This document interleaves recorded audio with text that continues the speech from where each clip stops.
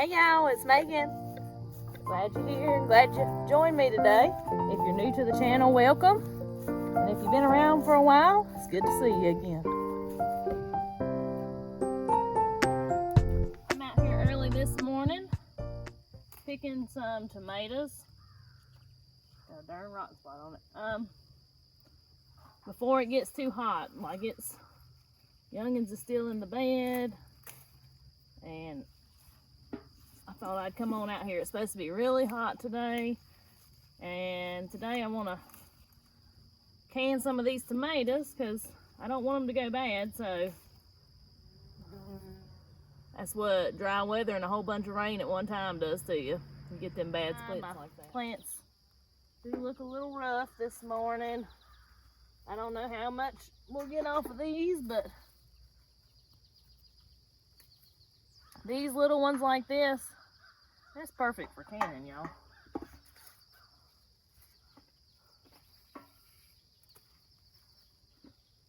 Look at that one. Ain't he pretty? So next thing you need to do after you get your tomatoes picked is just rinse them off a little bit in case there's any dirt or mud or anything like that on them. And get you a large pot, fill it about halfway full of water, and bring it to a boil. We're going to blanch these tomatoes so they'll be easier to peel. Alright, so the next thing we're going to do is we're going to core our tomatoes. Now I've got me a chicken bucket right here at my feet. This will be a nice treat for them, eating some of these cool tomato tops, especially where it's going to be so hot outside.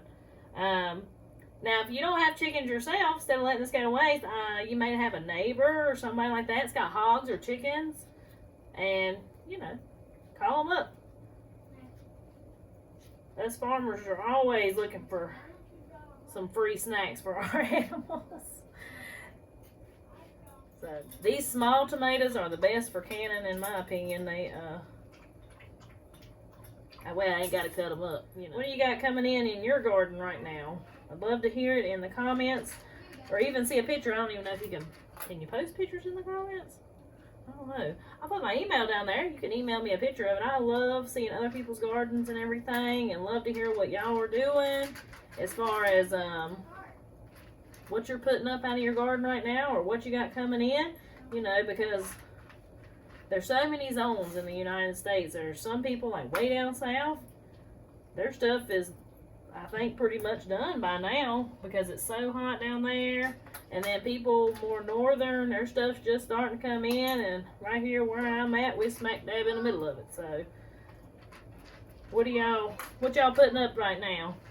And also, do you put up enough food out of your garden, like just for a few meals, or do you do a lot of canning? Do you do math, like to figure out, well, like with my frozen corn on the cob, I like to put up at least 26 bags of corn on the cob. That way I know we can have corn on the cob every other week for a year. Now, I do try to put up a little extra in case we have events or anything, you know, feeding more than just us. But, you know, I try to do some math like that in my head. And that's why I like to hear about, do you have a system to figure out just how much you need to put up for the year? And, you know, I don't necessarily sit down and count the number of jars of green beans that I have and all this, and I should. That would be a very good practice if I did do that. But just like these tomatoes, when my tomatoes come in last year, I said, well, I still got 20 jars of tomatoes left from last year, so I knew that I wasn't going to be canning any.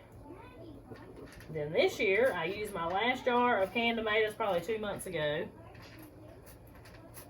And so I knew that was going to be on my priority list. That's just kind of the way that I keep up with it.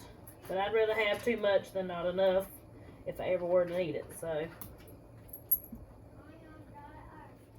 you can also find the directions on how to do this right here in my cookbook.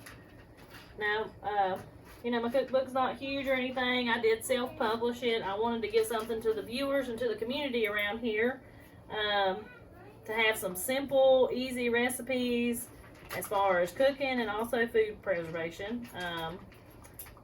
So if that's something you're interested in, I'll put an Amazon link down in the description. And I do get a little commission off of that. That just kind of helps us support us here at home and on the farm, and you know, helps just support my family a little bit. So I do appreciate the support. Alright, got the tops out of all these. They're going into the boiling water. Well, it's not like rolling boil, but it's hot enough.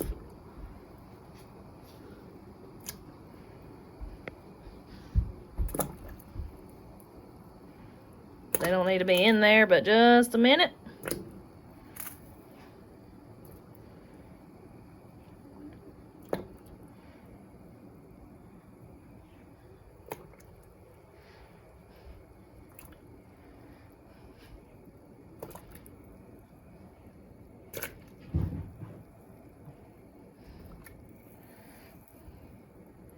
Alright, so we're going to let them be in that water till we start seeing the skin slip just a little bit, like on that one right there. So that's how you know when they're ready to come out. The skin will look a little wrinkly and it'll start slipping.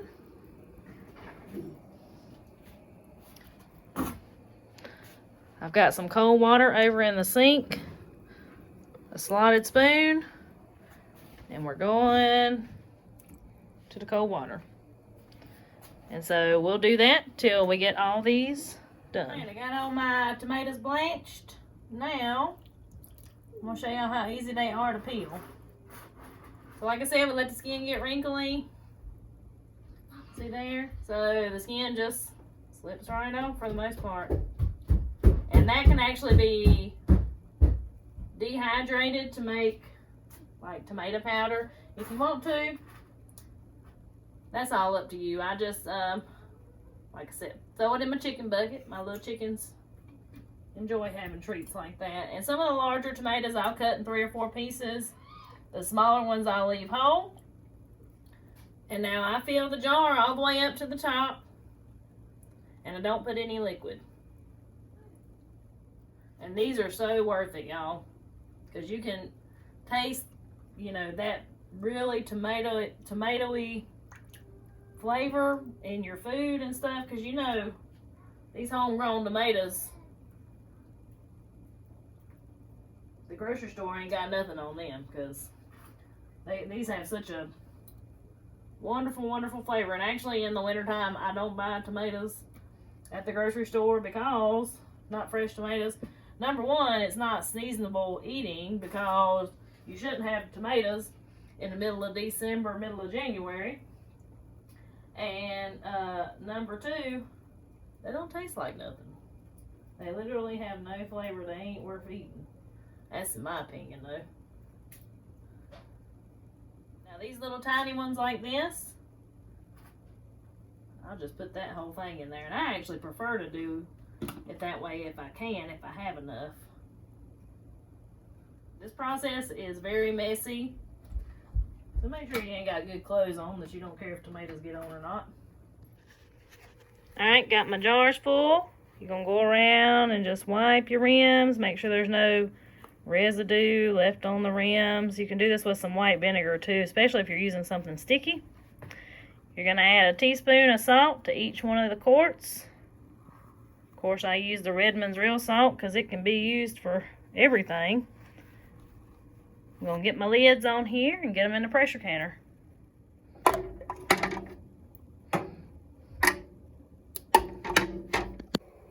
You know it's getting serious when you got 2 of them going at the same time.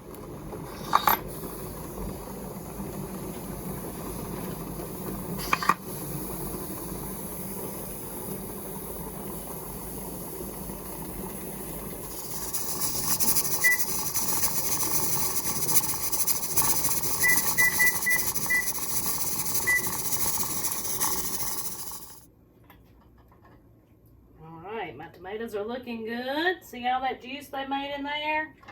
Now, it's pretty normal when you're canning tomatoes for them to float to the top like that. After they sit for a few days, they'll end up sinking back down. So don't let that concern you. They do float to the top, but where they're pressure canned, it's a-okay. Y'all hear them popping already?